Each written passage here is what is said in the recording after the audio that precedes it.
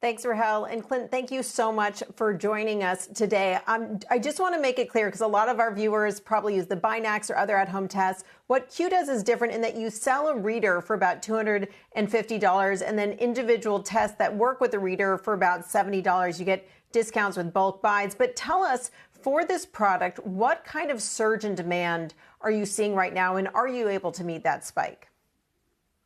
Well, thanks so much for having me on today.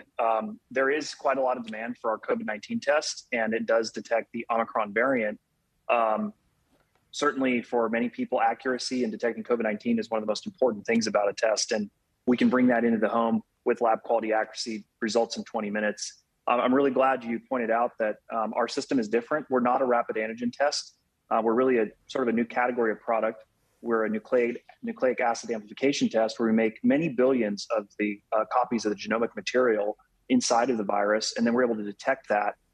And that amplification step is not something an antigen test can do. So we do provide fast results, 20-minute results to your mobile device, but we do have that sensitivity of a lab test like PCR. And Clint, though it is significantly more expensive than some of these other rapid tests that are the antigen tests you could get for, say, $20 or so, who do you see as your audience for this? Who are you selling these devices to now? And is that shifting because of this recent Omicron surge?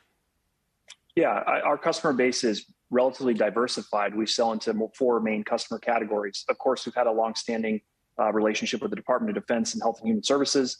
And through them, we're distributing products to state and local healthcare officials. We're in community, underserved communities. We're in nursing homes, very high need areas all over the country. We're in doctors' offices, so we're in traditional healthcare settings. We're also in large enterprises, so key customers like Google and the NBA and Mayo Clinic. And our 4th customer category we launched just recently is direct consumer, and anybody can come to the Q Health website. You can order Q products. You can get a membership to the Q Plus program, and you can get a lot of those products in some areas delivered the same day, if not the next day. So those customer categories, we continue to serve the demand we're getting from those customer categories. So, Clint, one of the things that you seem to be pushing is the idea that this test, the results of this test, would be accepted by the federal government. If I'm an international traveler, I have to take a test a day before and then come back into the United States. How do the results project in a way that the person who is checking you through customs will see it and be able to let you in? Yeah, so through one of our memberships in our Q Plus Complete program, you're able to perform CDC compliant supervised testing. So what that means is you have a proctor on. This is all within the mobile device. It's really similar to a FaceTime call. It happens within our Q Health app.